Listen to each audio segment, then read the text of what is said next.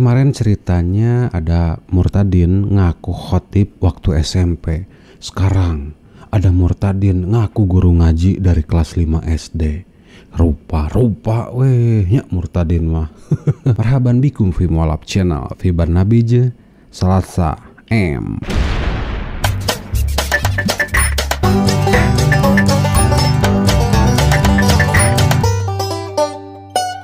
Tampol nggak nih? Tampol bos. Bismillahirrahmanirrahim. Assalamualaikum warahmatullahi wabarakatuh.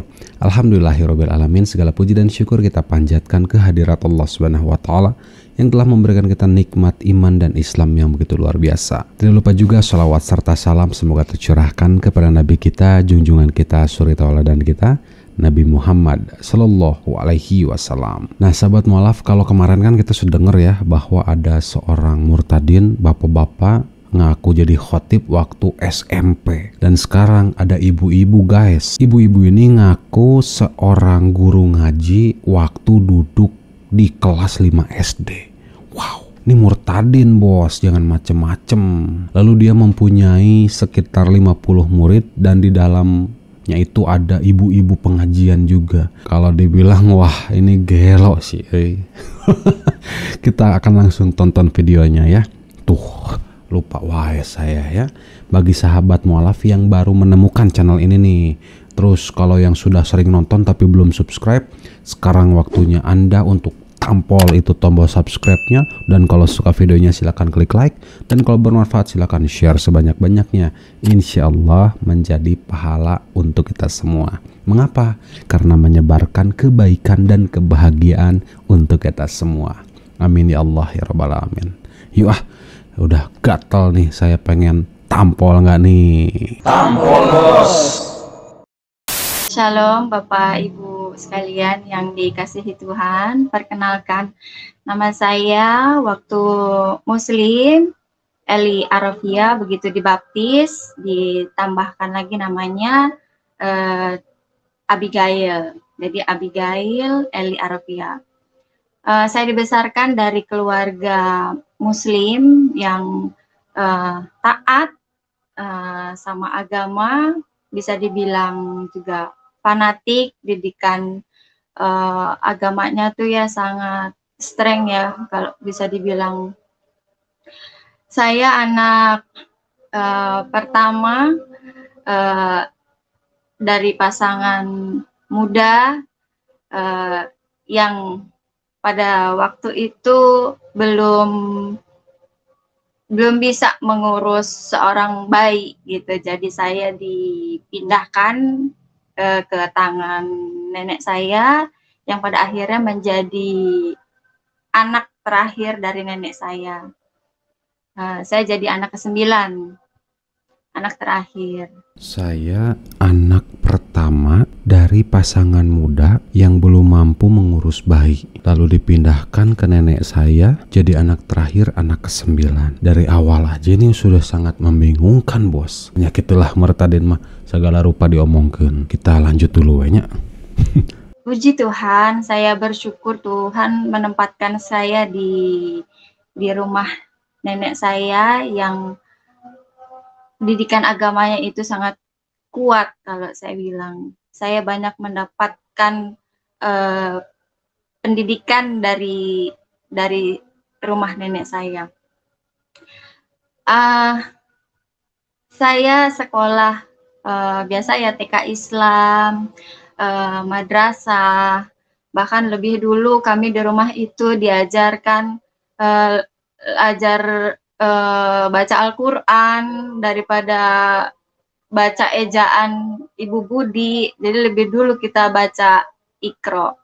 Nah, saya kelas 5 SD itu sudah ngajar ngaji. Di rumah kami punya taman pendidikan Al-Quran yang untuk anak-anak sekitar tetangga. Nah, itu gratis.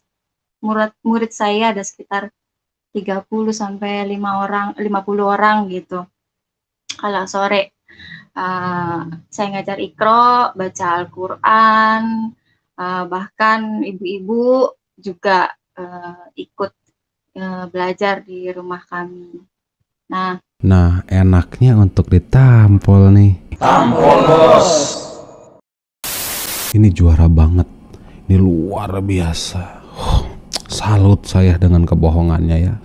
Anda bayangkan kelas 5 SD sudah mempunyai 30-50 murid, bahkan ibu-ibunya pun ikut dalam kegiatan belajar mengajar Al-Quran yang dikatakan oleh si ibu ini. Ini yang kemarin aja belum tuntas, anak SMP udah jadi khotib, sekarang anak SD jadi guru ngaji. Besok sekalian para murtadin ini mengaku bahwa saya ketika borojol, ketika baru lahir itu hafal 30 juz waktu orok gitu ya, waktu masih dalam oe-oe keluar masih ada ari-arinya, bilang saya ini waktu keluar dari perut ibu saya sudah hafal 30 juz. Tah eta luar biasa ya, kita salut sama murtadin, kagok edan sekalian. Tapi emang sih mereka ini paling jago dalam masalah tipu-tipu, kesaksian palsu, dan akhirnya mereka halu. Haleluya. Ini jujur ya, malu-maluin orang Kristen model-model murtadin seperti ini. Kenapa? Karena orang Kristen sendiri aja banyak yang dibodohi, banyak yang ditipu, banyak yang dikibuli sama para murtadin. Nauzubillahimin zalik ya. Tapi ya begitulah ya, orang-orang yang memang mencari keuntungan dari kesaksian palsu. Ya motonya tetap gitu ya, kalau nggak ngibul dapur nggak ngebul. Ibu-ibu nih urusan dapur. Kita akan lanjut lagi ya ke video selanjutnya. Gas kunclek. SD sudah mengajar, gak cuma di rumah, di Taman Pendidikan Al-Quran, di masjid saya juga ikut andil, ikut belajar, ngajar anak-anak juga sampai SMP. Makin bertambah usia, saya makin terbeban dengan apa yang saya ajarkan ke murid-murid saya. Saya berpikir gini, saya harus mengerti dulu apa yang saya ajarkan ke murid-murid saya. Misalkan saya ngajar baca Al-Quran, oke lah, mereka bisa ikutin saya. Tapi saya harus tahu dulu apa yang saya ajarin. Saya harus tahu dulu isi Al-Quran, apa yang saya ajarin. Sehingga saya dulu yang pintar, baru saya memuridkan murid saya yang juga harus pintar gitu. Nah, rasa kritis dan rasa keingintahuan besar saya terhadap agama pada saat itu adalah titik awal dari, kalau keluarga saya bilang itu bibit-bibit murtad. Saya dibilang ini anak bibit-bibit murtadnya udah kelihatan dari kecil. Padahal saya nggak ngerti. Saya cuma ingin bertanya gitu, ingin tahu lebih dalam apa sih ini gitu yang saya pelajarin, saya ajarin ke anak-anak ini apa, soal apa gitu. Ternyata Sebentar.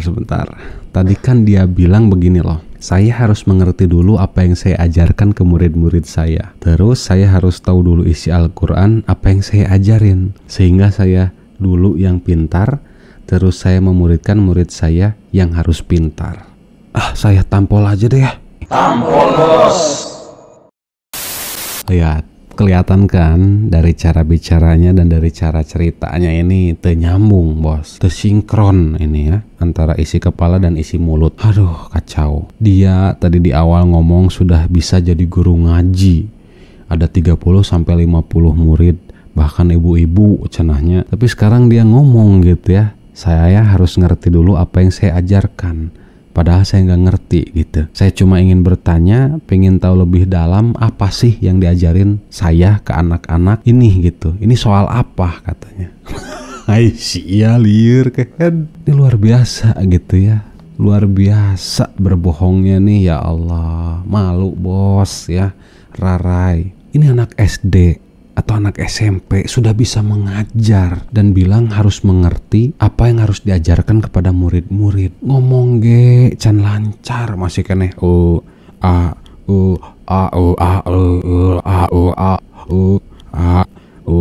ngaku jadi pengajar. Raraimu CS banget pecabokeun batur. Bu, ibu malu-maluin Kristen ibu teh ya. Alhamdulillah ya, saya mah sudah sembuh dari sakit penyakit yang seperti itu. Ya, orang gaskeun deui celek. Ternyata memang tidak boleh terlalu banyak bertanya di agama kami yang dulu. Tidak boleh terlalu kritis, tanya terlalu dalam. Pokoknya intinya kamu ikutin aja, kamu nurut aja, ya udah ngajar baca aja, nggak perlu tahu isinya juga nggak apa-apa, kamu udah masuk surga. Hati kecil saya rasa, apa nggak kebalik nih? Bukannya pendeta kalian atau oknum-oknum pendeta lah ya, pendeta-pendeta yang somse, tahu somse, sombong sekali ketika ada jemaat atau netizen atau subscriber mereka lah ya, ketika ditanya satu ayat mereka hanya bisa bilang imani saja, gak usah banyak tanya. Kalau tidak percaya berarti Anda belum menerima Roh Kudus, Anda tidak percaya Yesus, dan Anda harus dibaptis lagi. Roh Kudus tidak bekerja dalam dirimu. Betul tidak? Betul.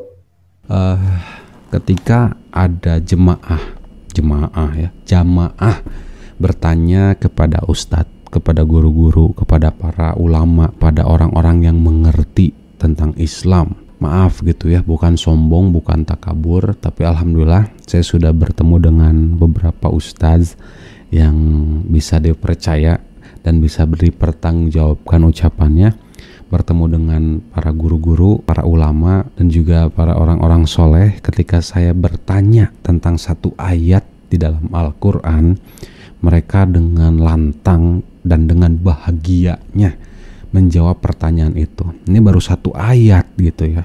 Mereka menjelaskan asbabun nuzulnya, mereka juga menjelaskan tentang asbabul wurudnya, tentang hadisnya, mana yang sahih, mana yang doif, mana yang hasan, sampai dijelaskan tafsirnya, per kalimatnya dalam bahasa Arabnya, ditafsirkan atau diterjemahkan ke dalam bahasa Indonesianya. Mereka menjawab dengan lengkap, bahkan dimasuki atau diberikan pendapat dari Imam Syafi'i, Imam Maliki, Imam Hambali, Imam Hanafi, dijelaskan secara rinci. Bahkan sampai ketika kita bertanya itu, logika kita yang dipakai. Mereka memberikan statement supaya kita tuh mikir, supaya kita tuh ada pemikiran masuk akal nggak ketika diucapkan atau dijelaskan tentang ayat ini. Mereka sangat senang dan bahagia ketika ada jamaah atau ada orang-orang yang bertanya tentang satu ayat dalam Al-Quran. Mengapa? Karena setiap satu ayat yang dijelaskan itu sudah masuk ke dalam pahala yang insya Allah besar, karena sampaikanlah walau satu ayat dan dijelaskan secara rinci. Itu jadi pahala dan Allah angkat derajat mereka, para guru-guru kita, para ulama kita, para ustadz-ustadz kita. Tuh, itu Islam bos. Tidak bilang gini, ngapain kamu nanya-nanya ayat Al-Quran? Enak aja, imani saja, jangan banyak tanya. Kalau kamu tidak tahu tentang ayat Al-Quran berarti kamu belum dipenuhi dengan Roh Kudus. Pret, gak ada Islam seperti itu ya. Jadi omongan si ibu ini wow. Ih, amit-amitnya geus mengawadul, ngaku murtadin, ngaku Kristen lagi. tapi bermula ketidaknurutan saya ya, akhirnya tidak tahan itu ketika saya masuk memutuskan sekolah Katolik. Itu lulus SMP ya. Nah, itu perang keluarga besar dimulai pada saat itu. Mereka menolak karena saya satu-satunya orang yang mau gitu sekolah di sekolah bukan sekolah Islam gitu. Sementara yang lain ada yang pesantren, ada yang jadi ustadz gitu. Kok saya melenceng sendiri gitu. Saya pikir saya butuh wawasan baru, saya butuh teman baru yang bisa pokoknya suasana baru deh gitu. Ngomong ingin punya Tuhan baru gitu ya. Tampol nggak nih? Tampol bos. Oke, sudah tahu ya kalau setiap ada murtadin, ketika dia menceritakan dari awal bla bla bla bla Islam taat, fanatik, radikal dan segala macamnya, tapi ketika di tengah-tengah tanpa sadar Allah gerakkan mulutnya, Allah gerakkan lidahnya untuk mengakui ucapan bohongnya itu. Ketika dia mengatakan saya masuk sekolah Katolik. Nah, kita sudah bisa menebak, betul nggak?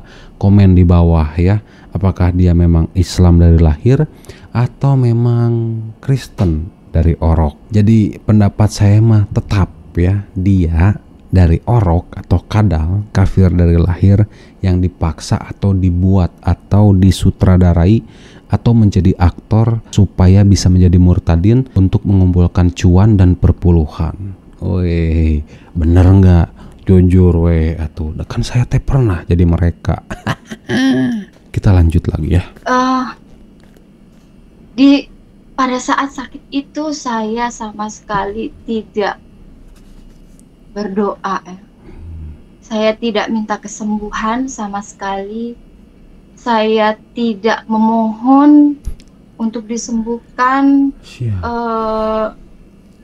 Saya sama sekali tidak mau mengingat Allah ya pada saat itu, karena hati saya hancur dan kecewa gitu. Akhirnya tapi sekali lagi Tuhan itu baik, tanpa saya minta. Tuhan kasih kesembuhan, Tuhan kasih saya hikmat. Gak tahu pikiran datang dari mana gitu. Coba dari mana ya? Dari mana ya? Doing di mana? Enggak salah. Kita tampol bareng-bareng, oke? Tampol bos. Ini wanita nggak bisa membedakan kali ya antara Allah dan juga Tuhan. Sampai nggak sinkron antara isi kepala dan juga apa yang keluar dari mulutnya. Kenapa? Karena dia bilang begini bos ya, saya tidak mau mengingat Allah pada saat itu karena hancur hatiku, cenanya kecewa. Tapi beberapa detik kemudian dia mengatakan, tapi Tuhan itu baik. Saya sama sekali tidak mau mengingat Allah ya pada saat itu. Tapi sekali lagi Tuhan itu baik.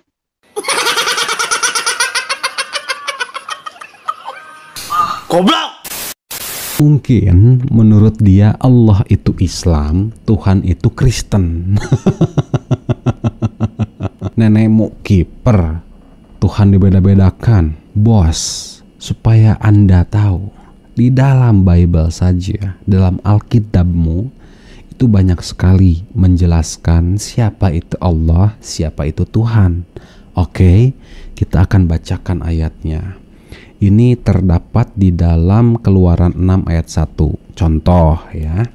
Berfirmanlah Allah kepada Musa, akulah Tuhan, tah dengekeun. Lalu dalam Keluaran 20 ayat 2 di sini dikatakan, akulah Tuhan Allahmu yang membawa engkau keluar dari tanah Mesir. Lalu dalam Ulangan 6 ayat 4 di sini dikatakan, dengarlah hai orang Israel, Tuhan itu Allah kita, Tuhan itu Esa, bukan tiga. Lalu dalam Markus 12 ayat 29, ini Yesus yang ngomong langsung. Jawab Yesus, hukum yang terutama ialah, dengarlah hai orang-orang Israel, Tuhan Allah kita, Tuhan itu Esa. Tah qul huwallahu ahad. Dengekeun nya Bu. Dan alhamdulillah gitu ya, di dalam Al-Qur'an mah kita sudah sangat jelas lah ya. Satu kalimat atau satu ayat saja sudah menjelaskan siapa itu Allah, yaitu dengan kalimat yang sering kita ucapkan, Bismillahirrahmanirrahim, Alhamdulillahirabbil alamin. Ya, itu sudah sangat jelas. Segala puji bagi Allah. Lihat, Tuhan seluruh alam. Sebenarnya ini panjang banget ceritanya ya, hampir sejam setengah nih dia cerita seperti ini, keluar-keluar nggak jelas gitu ya, ngibul sana, ngibul sini, ngarang sana, ngarang sini, dan banyak cerita yang nggak nyambungnya, dan banyak banget bualannya sampai diada-ada lah ya, naonnya nama ininya ya diada-adain lah cerita itu padahal nggak pernah dia alami. Tapi Masya Allah, Allah telah berfirman tentang mereka loh. Nggak percaya? Yuk kita buka Al-Quran dalam Quran surah An-Nisa ayat ke-50 dan 52. Di sini Allah Subhanahu wa taala berfirman yang artinya perhatikanlah. Nih, Allah berfirman perhatikanlah betapakah mereka, yaitu orang-orang kafir, orang-orang murtadin, orang-orang munafikun mengada-ngadakan dusta terhadap Allah. Wow. Dan cukuplah perbuatan itu menjadi dosa yang nyata bagi mereka. Mereka itulah orang yang dikutuki atau dilaknat oleh Allah, dan barang siapa yang dikutuki atau dilaknat Allah, niscaya kamu sekali-kali tidak akan memperoleh penolong baginya. Masya Allah. Jadi Allah sudah firmankan tentang mereka. Betul tidak? Keajaiban Al-Quran terbongkar lagi nih. Nah ya, alhamdulillah. Semoga video ini bisa menjadi manfaat, bisa menjadi ilmu, dan bisa menjadi kebahagiaan tersendiri bagi kita, terutama untuk keimanan kita kepada Allah Subhanahu wa taala, untuk lebih takwa dan lebih takut terhadap Allah. Karena setiap kesaksian dari murtadin ini insya Allah banyak orang yang akan mendapatkan hidayah.